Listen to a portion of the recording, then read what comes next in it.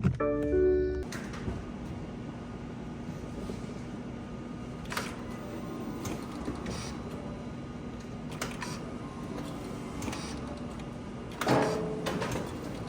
this is a BMW 2017 330e.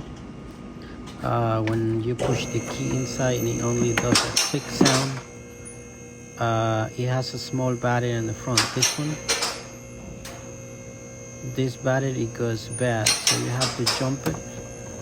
Just put your jumper cable on it and start the car, just to get to the shop and replace this battery if you get to this point. So you save the towing money.